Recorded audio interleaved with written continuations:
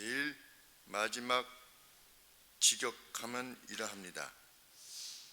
여호와의 선한 즐거움이 그의 손에 번영할 것이다. 여호와의 선한 즐거움이, 여호와 하나님의 선한 즐거움이 그의 손 안에서 막 번영할 것이다. 우리 메시아의 사역이 어떻게 될 것인가에 대한 예수님 오시기 전 약 700년 전 이사야 선지자를 통해서 주신 하나님의 예언의 말씀입니다. 주께서 오시기 전에 700여 년 전에 하나님께서는 이사야 선지자를 통해서 유다 백성들에게 나의 종이 너희들에게 임할 것이다, 이렇게 말씀하셨습니다. 이렇게 예언케 하셨습니다. 그 종이 오면 두 가지 사실로 인해서 놀라게 될 것이다. 하나는 그가 받게 될 고통에 의해서 놀라게 될 것이다.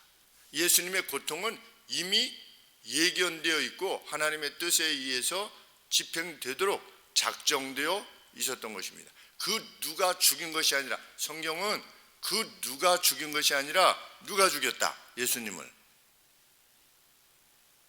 하나님이 죽으셨다는 겁니다.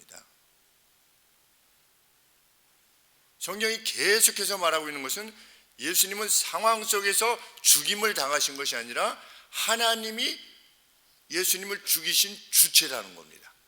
누구 때문에?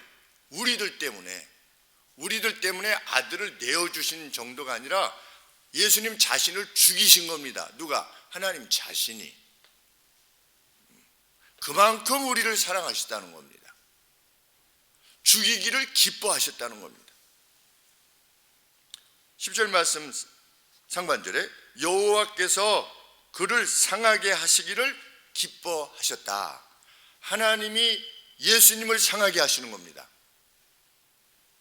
하나님께서 기뻐하신 것은 인간이 받을 벌을 아들 예수여 대신 좀 가서 받아. 그걸 내가 기뻐할게. 나는 그게 참 기뻐, 즐거워. 이런 차원에서 하나님이 즐거워하신다는 차원이 아니라 하나님이 예수님 자신을 죽이시는 것을 기뻐하셨다는 겁니다. 왜? 우리의 죄의 보상을 위해서,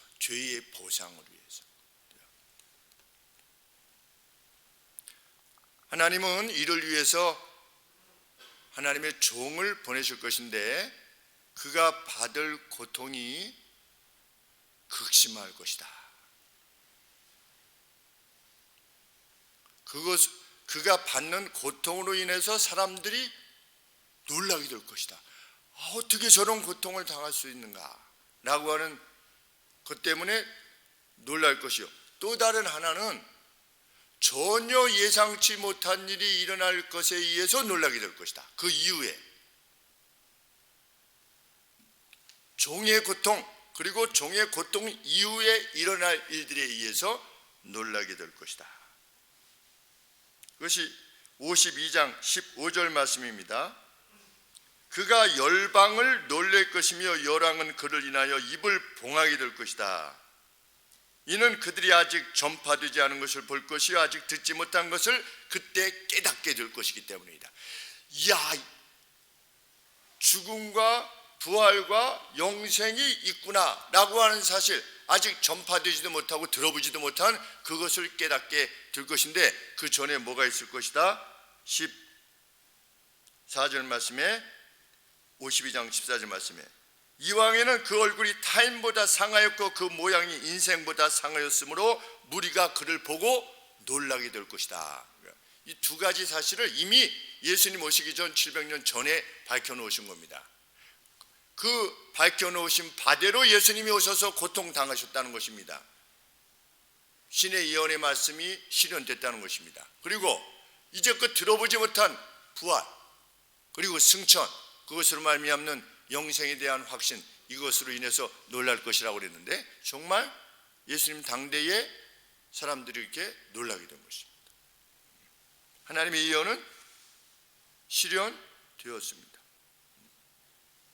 그러면 먼저 세상은 무엇을 볼 것이냐? 멸시를 받을 뿐만 아니라 버림을 받게 될 종의 고난을 보게 될 것이다. 어느 정도냐? 3절 말씀 중반절에 마치 사람들에게 얼굴을 가리우고 보지 않음을 받는 자 같아서, 그러니까 너무 얼굴이 상해가지고 사람들이 이렇게 얼굴을 차마 보지 못하는 그럴 정도의 고난을 받게 될 것이다. 예수님이, 종이.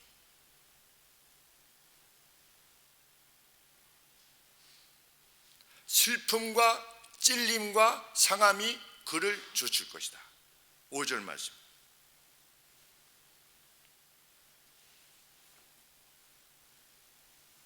무슨 이유로 그 종이 그렇게 그런 상황에 처하게 될 것인가?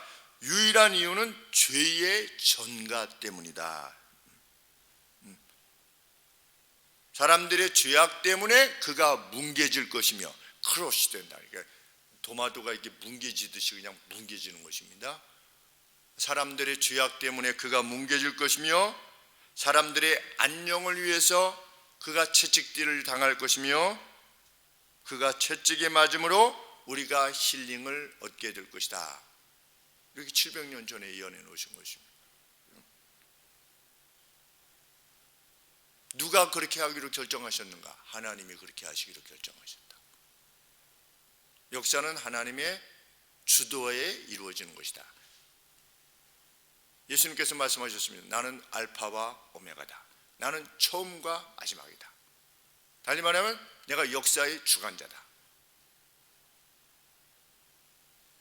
나의 죽음조차도 나의 주관하에 있는 것이다. 이렇게 밝히신 것입니다. 물론 십자가의 예수님을 못 박아 죽인 이들의 죄악이 없다는 것은 아니지만 상황을 통제하신 분은 하나님 자신이시다라고 선지자는 밝힙니다.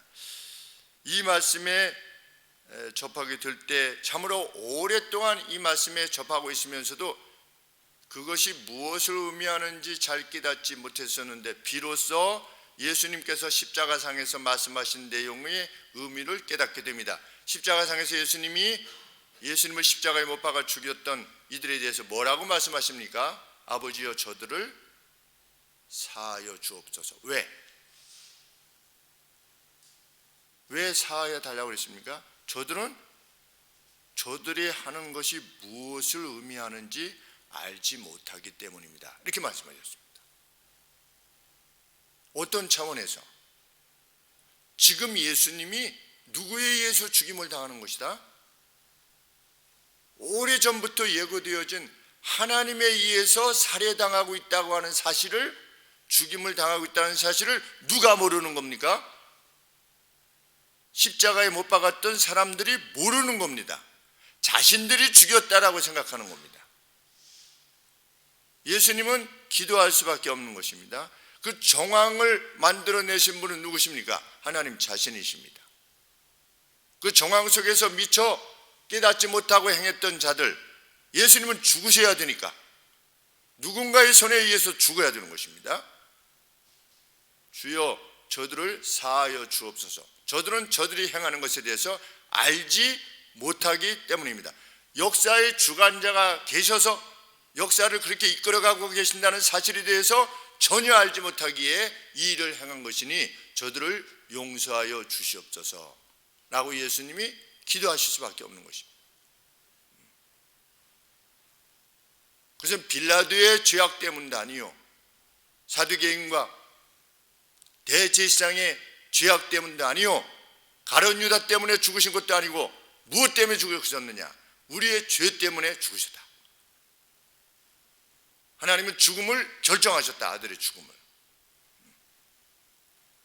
하나님은 보상 받으셔야 되는 분이시기 때문에 죄에 대해서 아들이 대신 보상하기를 기뻐하시고 즐거워하셨다. 그만큼 우리를 사랑하셨다. 그것이 성경에 밝히고자 하는 내용입니다.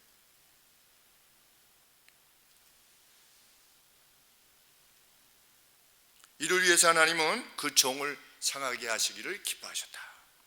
이 하나님께서는 그 종을 어디에 내어주셨다?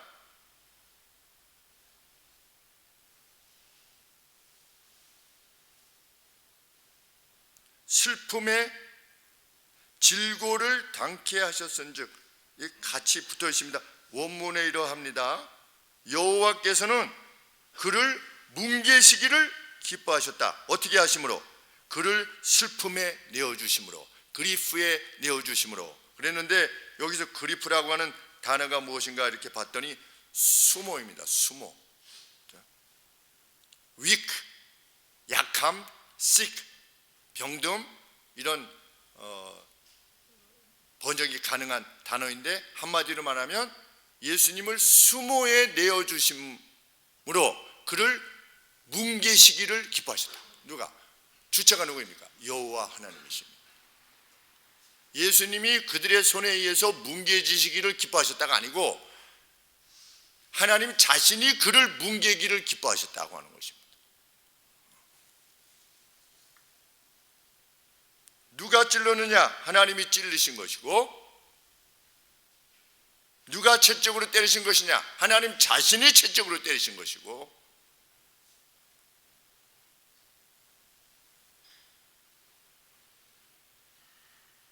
누가 예수님에게 그 죄악을 담당시키셨느냐?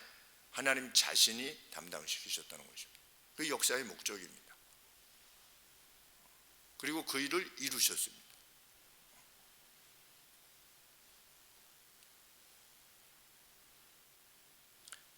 여호와의 종이 여호와께 제물로 드린 것은 무엇입니까? 그의 영혼이었다 표현하고 있습니다.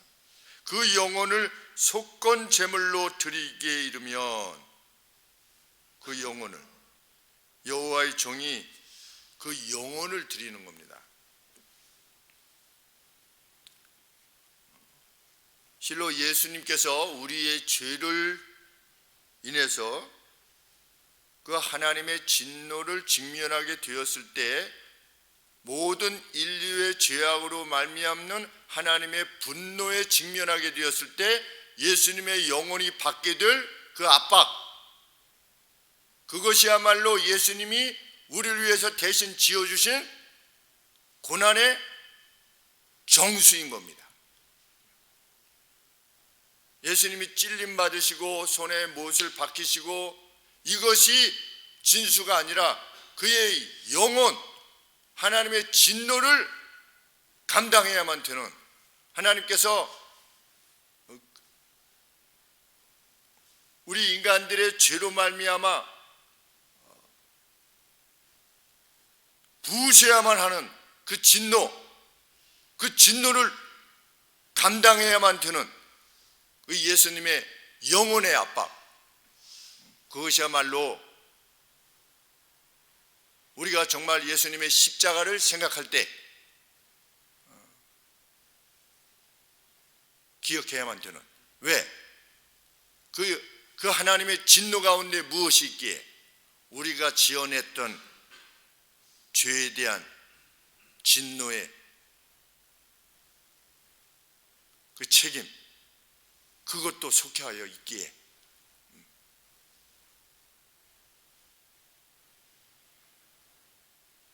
정말 예수님의 죽으심에 대해서 생각할 때 점점 더 예수님이 직면하게 되셨던 고통의 본질이 무엇인가를 생각하게 됩니다.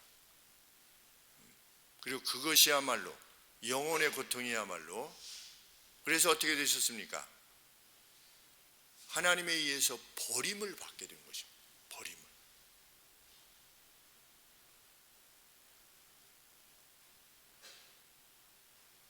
엘리 엘리 나마 사박타니, 나의 하나님은 나의 하나님 어찌하여 나를 버리셨나이까. 영혼의 고통. 창세전부터 영원토록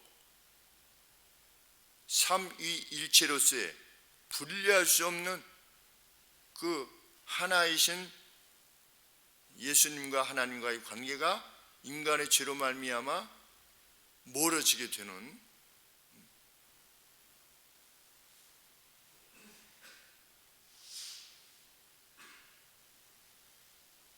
그 고통을 예수님께서 감당하셨는데 그 감당의 무게가 우리는 무엇인지 모르기에 참 알 수 없기에 사실 그것을 느낀다는 것이 정말 힘든 일임에는 틀림이 없습니다. 예수님이 하나 감당하셔야만 되었던 하나님의 진노는 어떤 것이었는가에 대해서 우리는 이해할 수도 없고 경험해보지도 못했습니다. 그렇게 그것이 그렇게 가슴에 오지 않지만 잘 안 옵니다, 실상. 그렇지만 그 어떤 것에 의해서도 마음의 어떤 변동이나 이것을 보이지 않으셨던 예수님께서 하나님 앞에 마지막에 기도 드리셨을 때 밤이 새도록 통곡하고 울며 하나님 앞에 호소했던 내용을 감안해 본다면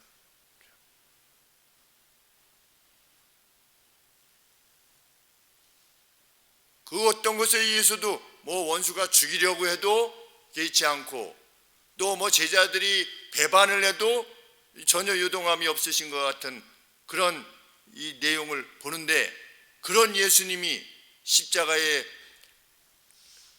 주님께서 아시는 길 목적하여 오셨음에도 불구하고 그 십자가로 향해서 이제 나아가시게 될 때 하나님 앞에 울며 호소하는 땀이 마치 핏방울같이 떨어지는 것 같이 그렇게 간절한 기도를 하나님 앞에 드렸다고 하는 것은 그 예수님이 직면하였던 하나님의 진노가 그 무게가 얼마나 큰 것이었는가를 알게 되는데 그게 누구 거냐? 그죠? 누구 거냐? 내 거라. 내 거. 우리 각각의 것이다.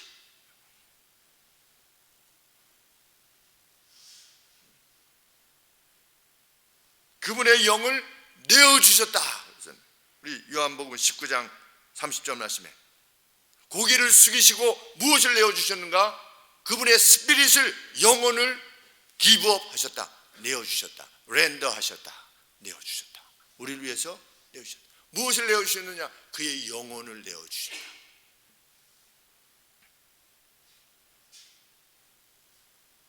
바로 이 봉헌을 아수암이라고 하는 것입니다. 아수암. 속건제. 우리 그래서 10절 말씀에 그 영혼을 속건 제물로 드리기에 이르면 우리 여러 가지 5가지 제사가 있지 않습니까? 5가지 있는데 예수님께서 그렇게 죽으심에 대한 하나님의 종인 메시아이신 예수 그리스도께서 죽으심이 이 이사야 선지서에서는 무엇을 언급되어지고 있느냐? 속건 제물, 히브리어로 아수암이라고 하는 단어인데 이 아수암은 트레스패스, 범죄, 이렇게 넘어가는 범죄, 길트, 어떤 하나님 앞에서 행하는 어떤 죄들, 쉽게 얘기하면 신이라고 할 수 있겠죠. 이 죄, 그 단어가 동사로 사용할 때는 죄를 짓다입니다. 아쌈. 그런데 그것이 이제 그 제사에 사용될 때는 그러니까 아쌈, 똑같은 아쌈인데 길트 오퍼링, 그래서 속건제라 이렇게 번역이 됩니다. 그런데 예수님께서 자신을 내어주신 것이 우리 제사로 치면 무엇이다? 속건제였다. 속건제에서 강조되는 것은 배상입니다. 배상. 속죄제는 배상 같은 것이 언급되어지지 않는데 속건제는 배상이 언급되어집니다. 예수님의 죽으심은 무엇에 관계되어 것이냐? 죄에 대한 배상에 관계되어진 것이라고. 여호와 하나님께서는 예수님이 배상하기를 원하셨는데 그 배상의 내용은 뭐냐? 죽음이라는 겁니다.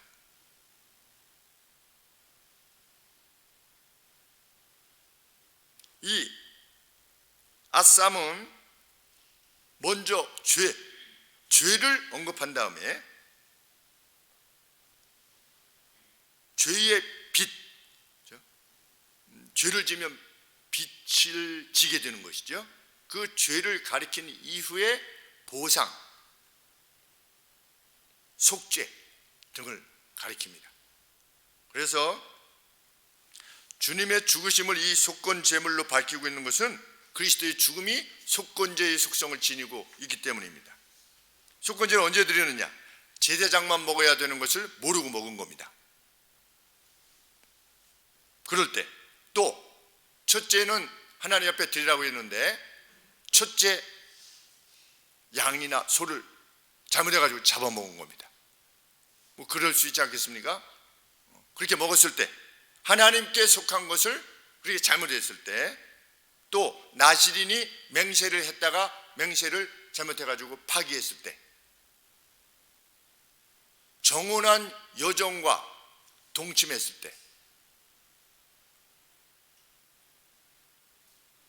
자기가 잘못을 깨달은 겁니다. 자기가 잘못을 깨닫고 하나님 옆에 나아가서 용서를 구하게 되는데 먼저 무엇을 행하느냐? 램, 거세되지 아니하는 숫양, 숫양을 하나님 옆에 드린 이후에 잘못된 바에 대해서 5분의 1을 더하여서 잘못을 끼친 사람, 손해를 끼친 사람에게 배상한 이후에 그가 자유함을 얻게 됩니다. 이것이 속건제입니다. 그러니까 속건제의 특징은 속죄제와 달리 배상, 보상이 실현되어야만 됩니다. 그런데 예수님의 죽으심이 무엇에 해당된다는 것입니까? 이 속건제에 있어서는 배상, 보상에 해당된다는 것입니다.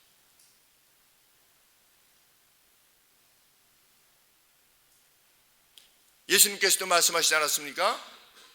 예물을 드리러 나왔다가 누구한테 잘못한 것이 생각나거든 어떻게 해라?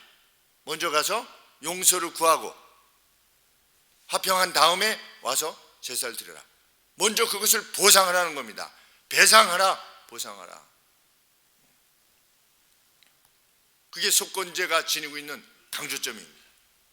예수님은 이 속건제로서 자기 자신을 봉헌했다는 것입니다.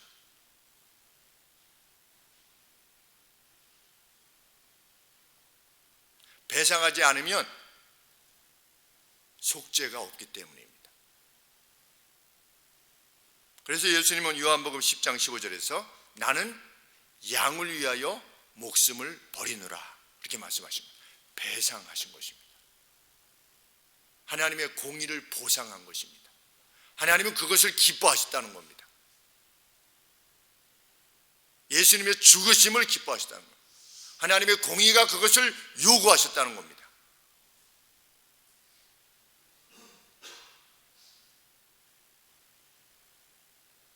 이것을 위해서 여호와의 종은 고난받게 될 것인데 그 고난받는 것이 너무나 처참할 것이다. 그래서 사람들이 놀랄 것이다.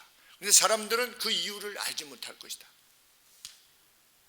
53장 1절 말씀에 이렇게 우리가 전한 것을 누가 받아들일 수 있겠느냐? 우리의 전한 것을 누가 이해할 수 있으며 하나님의 아들이 오셔가지고 여호와의 종이 오셔가지고 인류의 죄를 대신해서 죽으셨다라고 하는 이 허무맹랑한 이러한 가르침과 이러한 예언을 누가 이해할 수 있겠느냐? 이해할 수 없음을 알면서도 하나님은 선언케 하셨습니다. 그리고 이루어내신 이후에 받아들이게 하신 것입니다. 예수님의 부활이 있기 전에는 아무도 그것을 받아들일 수가 없었습니다. 그런데 예수님의 부활과 승천이 그것을 받아들일 수 있게 한 것입니다.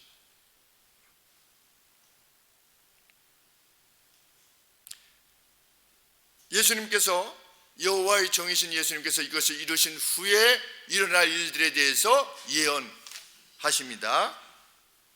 그가 내 종이 그의 영혼을 속건제물로 드린다면 그가 그의 씨를 보게 될 것이다. 그의 후손을 보게 될 것이다. 누구입니까? 오늘 우리들입니다. 그가 구원해낸, 그가 건져낸 이들, 그의 후손을 그가 보게 될 것이다. 그 예언이 성취됐잖아요. 세상에 22억의 지금도 현재 세상에도 20여 개 영혼들이 우리 예수 그리스도의 씨로 불림을 받으며 자기를 정의하며 이 땅을 살고 있지 않습니까? 지금부터 2700년 전 예언이 성취되고 있는 거 아니겠습니까? 그것만으로도 우리는 놀랍지 않을 수가 없는 것입니다. 그 예언이 성취된 것만으로도. 그의 씨를 볼 것이며 그가 어떻게 됐는데? 죽었는데. 그는 누구와 같이 될 것입니까? 도수장으로 끌려가는 어린 양과 덜 깎는 자 앞에 잠잠한 양같이 그 입을 열지 아니하였도다. 이제 어떻게 될 것입니까? 죽을 것입니다. 그래서 9절 말씀에 그 무덤이 언급되고 있는 겁니다. 그가 죽을 것이다. 그가 그의 영혼을 어떻게 할 것이다?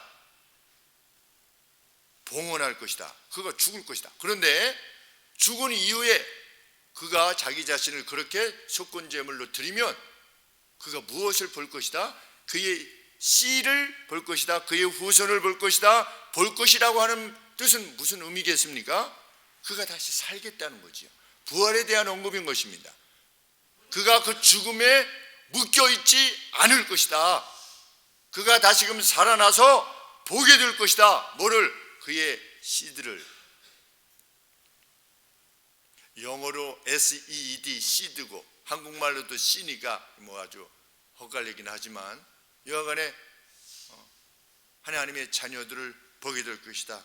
부활하여서 그런 뜻이지요. 그 날은 길 것이요. 그의 날은 길 것이다. 그저 무덤에 부패되어 버리고 많은 그것으로 끝날 것이 아니고 그의 날은 길 것이요 영원히 그가 거할 것이며 이런 의미죠. 그래서 사무엘 하에서 하나님께서 예언케 하시지 않았습니까? 다윗의 뒤에 나오는 그 후손의 왕권이 영원할 것이다. 누구를 일컫는 것인가? 바로 이 다윗의 후손으로 오실 예수 그리스도를 말씀하시는 것입니다. 그렇게 다 연결되어 있는 것입니다.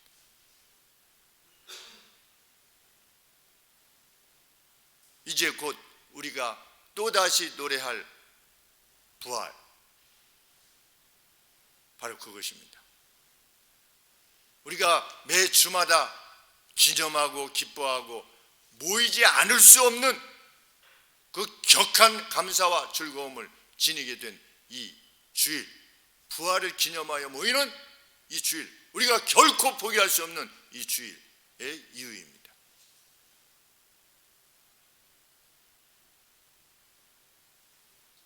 이를 종합적으로 말씀드리면 여호와의 종이 여호와의 뜻을 수행함으로 그분의 씨와 영원히 교통하게 될 것이다. 이것이 주전 700년 전에, 지금부터 2700년 전의 예언의 내용인데 오늘 우리에게 실현되어 있는 것입니다. 이러한 배상이 없는 자의 결국이 어떠할 것인가? 여호와의 종으로 말미암는 배상이 없는, 보상이 없는 자의 결국이 어떠할 것인가? 심히도 두려운 일입니다. 그가 누구이든, 그가 친구이든 친족이든 우리의 자녀든 우리의 부모이든 역사 속에서 말씀하시고 이루어 가시는 하나님의 그 행하심, 우리가 전한 것을 누가 받겠느냐? 지금도 마찬가지 아니겠습니까? 우리가 이렇게 전하는 것을 누가 받습니까? 그러나 그들 가운데 받는 이들이 있지. 우리도 그 중에 속하였으며 알지 못한 채 십자가 예수님을 못 박았던 그들과 달리 우리로 알게 하시고 받아들이게 하신 하나님을 찬양하게 되는 이유입니다. 우리가 그 무엇이 잘나서, 우리가 그 누구보다 더 선해서 하나님께서 우리를 부르신 것이 아니고 모든 역사의 내용들이 하나님을 거부하고 주의 도래를 막아섰고 온 세상을 물로 멸하셔야 될 만큼 오늘도 마찬가지로 예수님을 거부하는, 주의 통치를 거부하는 자들이 있음에도 불구하고 그들 가운데 우리를 건져내신 것은 주의 전적인 은혜입니다. 우리는 주의 잔치에 참여하여서 주님께서 공급하신, 잔치의 주인이신 주님께서 공급하시는 신예복을 이미 입은 자들로 이 땅을 살게 되었으니 실로 사나 죽으나 저 기쁨과 감사로 충만할 뿐입니다. 그리고 그 기쁨과 충만함으로 가득한 이들로서의 삶을 오늘 우리가 살 수 있게 되었습니다. 할렐루야로 참 여호와를 찬양하라는 찬양으로 우리의 가슴이 넘치게 되기를 소원합니다. 기도하겠습니다. 아들을 뭉개심으로 우리를 구원해내신 우리 하나님, 그 뭉개지기를 기꺼워하시며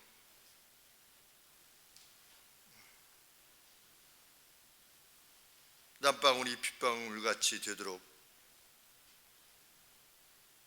고통하시는 가운데서도 우리를 건져내시고 우리를 보호하시기 위해서 주님의 양무리에 들게 하시기 위하여서 자신의 영혼을 봉헌하신 주님 감사합니다. 우리가 미처 다 알지 못하는 하나님이 다스린 나라의 그 복됨을 우리가 우리의 눈으로 함께 목도하게 될 것인데, 아버지, 그날이 되면 진정 영원토록 우리를 그렇게 건져내신 주님을 진정으로 찬양하게 될 줄 믿습니다. 하나님, 보이는 것만으로도 감사를 드리옵나이다.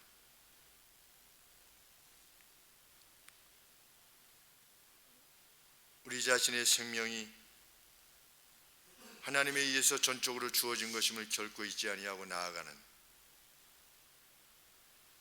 하나님의 무리에 동참케 하셨으며 신의 성품에 참여케 하신 그 은혜를 기억하며 그에 합당한 삶으로 이 땅을 살 수 있도록 우리를 이끌어 주시옵소서. 감사와 기쁨으로 우리 주 예수 그리스도 이름으로 기도합나이다. 아멘.